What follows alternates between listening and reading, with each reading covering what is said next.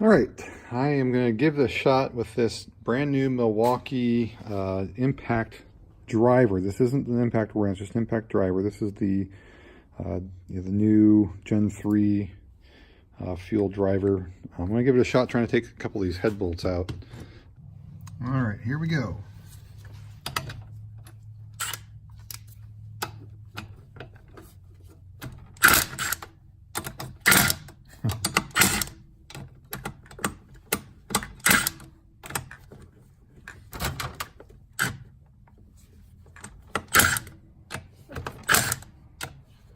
Nothing. That's fairly impressive.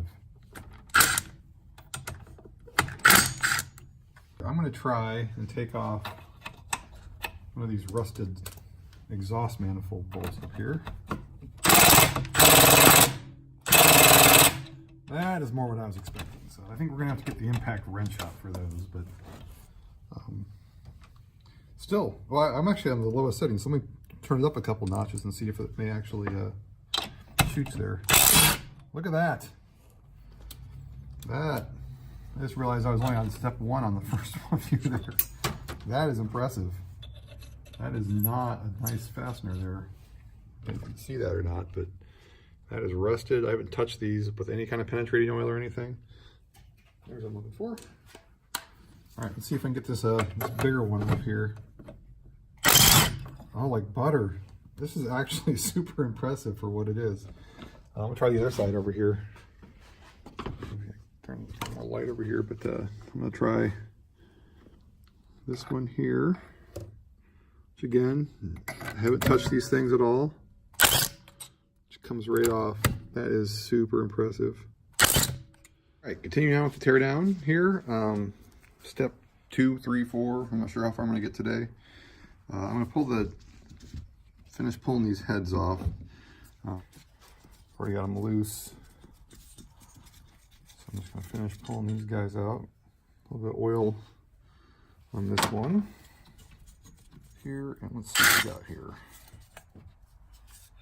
All right.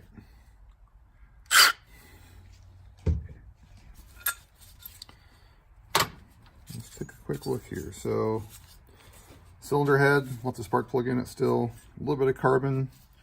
Looks like it's got a spider. Did some living in there. Not too awful. Inside here, we have some shmoo. I don't particularly like the looks of that, but it looks like it's mostly just carbon and oil. A little bitty Milwaukee impact driver. 1, 2, 9. This is number 1 cylinder. It's closer to the flywheel. Pop that guy off. And in here, again, cylinder head. Doesn't look awful to me.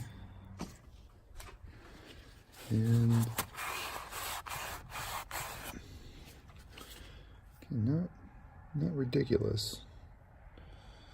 A little carbon buildup, that's pretty typical. Again, these margins look like they're still pretty intact, so I've definitely pulled apart worse looking engines. This cylinder moves with the crankshaft, so that's a good sign. However, I suspect if we come to this side, we will see that as I spin the crank over here, we get no movement at all. So number 2 rod's definitely the one that's spent here. I've already actually started taking off the exhaust manifold here. You saw that with the little video I did with the impact wrench there. But we'll just finish pulling this stuff out. And there's one intake manifold here. We got a nut. We have this stud that came out. Just loosen that up and pull it out. There we go. All right, intake manifold. There are basically just 4 bolts to hold that in. Nothing too hard about that. There's 1, 2 here, and there's 2 on the other side, just like it. The other thing you need to do before you pull that off is get the wiring figured out. So you can either pull the points out now, or you can wait and just pull off, you just pull the whole thing off the coil, or you can wait later, but I'm just going to pull it off now. Place to get the points off. Points cover. There's one side of that. And there's the other side of that. Points cover comes off. And there's my points. The gasket, which we'll have to replace. I'll pull the points out and the points plunger. Actually, before I do that, I need to, well, I can pull it off, it's okay. I can pull the condenser off there too. And then here's the points plunger. So this lives inside here and rides on the camshaft. Pushes the points in and out.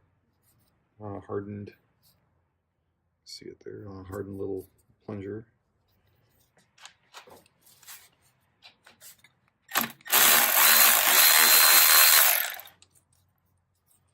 So there comes that. All right, see if I can get this one loose. There we go. Now with that out of the way, I can put socket on this guy. Which loosens up the coil a bit more. There we go. And the wiring's disconnected now. So basically, intake is free except for this fuel line that runs right here up to the carburetor, and then the linkage, which is on this other side over here. Here goes up to the regulator, or the governor, I should say. So we need to disconnect the governor, this guy right here, so that we can pull the intake off. Take a pair of diagonal cutters and make short work of that.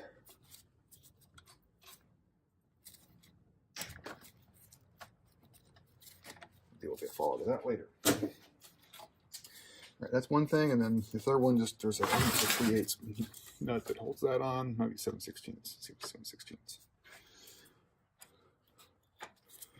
7/16 it is. So we'll loosen that up. Just gonna pry this off the governor arm like that. 1/2-inch socket on extension.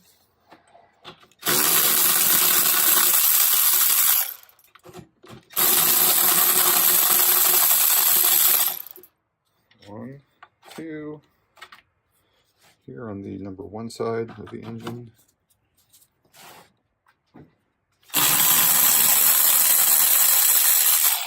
Three and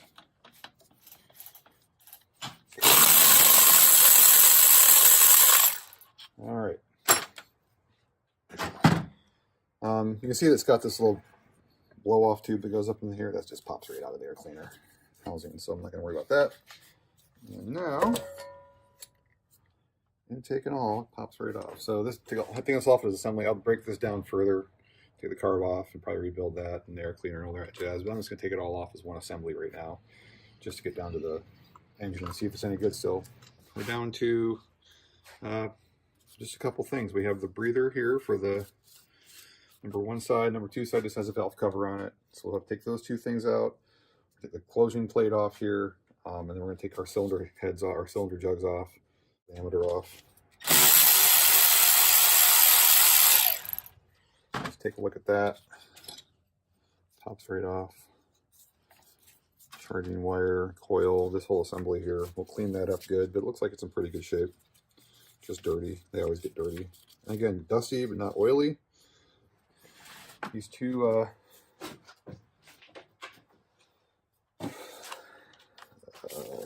nuts that hold that on are, I think they're 7/16. So here's one.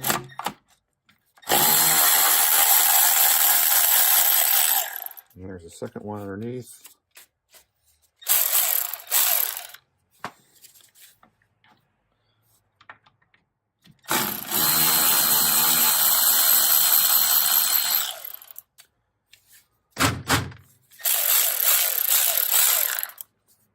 All right. There's usually a washer in there, so pull that off.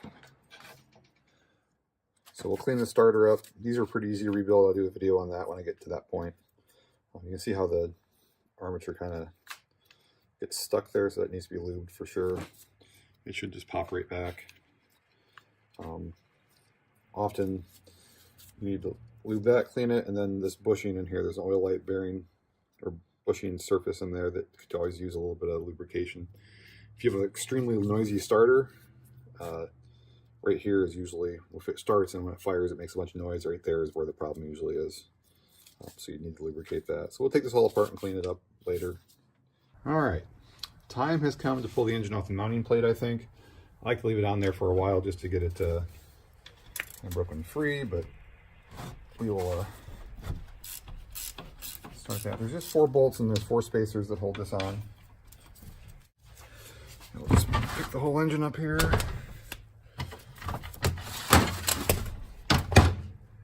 Pull my last spacer or 2 out.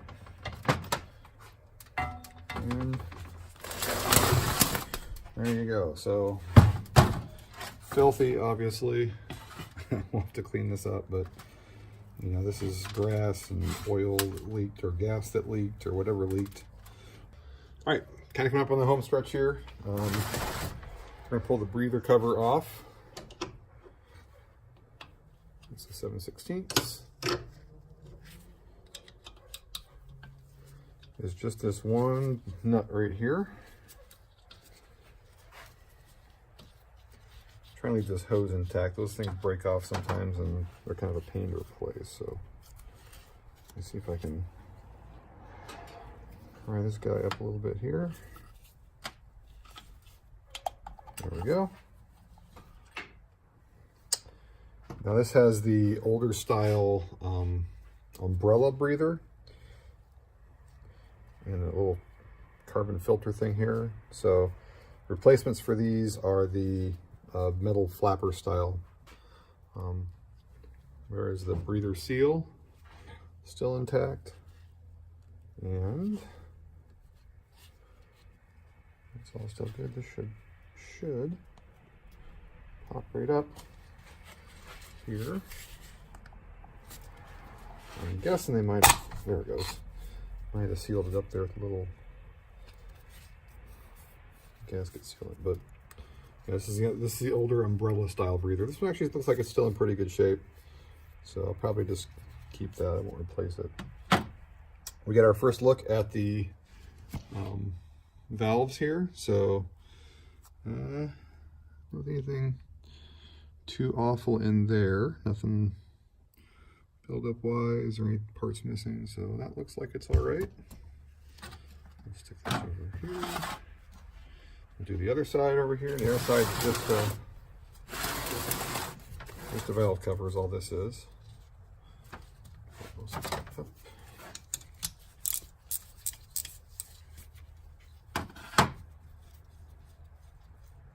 And again, these are studs that do come out, so.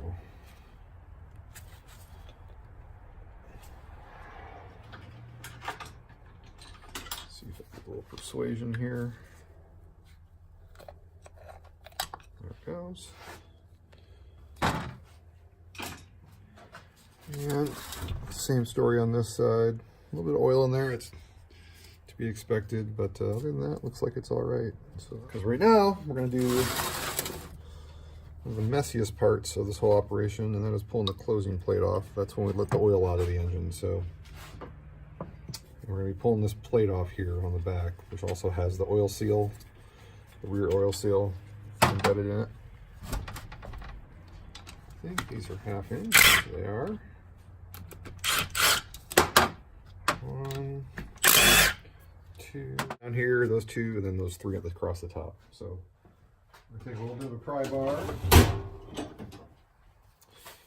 Pry right behind here. Hopefully this will pop off without too much drama. Sometimes you got to beat on them a little bit though.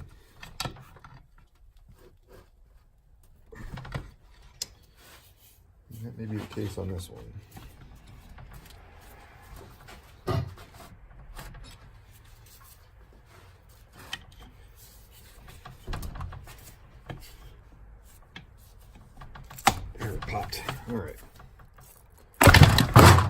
Boom.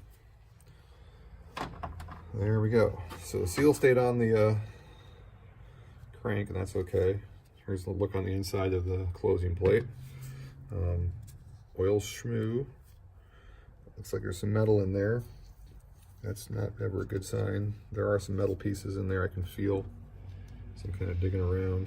So that's part of the aluminum rod, I'm sure. Pull that seal off over here. Looks like it's in pretty good shape, but I have some replacements anyway. Now down here on the bottom of the block, you'll see oil pressure relief spring. This is unique to the KT-17 Series 2, so that is what gives you your oil pressure, or regulates it anyway. And then we have a little bushing that goes between that. Spring goes inside there, and then if we dig in there, get the magnet out, we should have a ball, a little check ball. So that right there is your oil pressure regulator in a KT-17 Series 2. The oil pump is inside this little housing down here. I'm going to leave it in there for now. All right, so we are at cylinder jug removable time, and then we're in split the crankcase mode after that.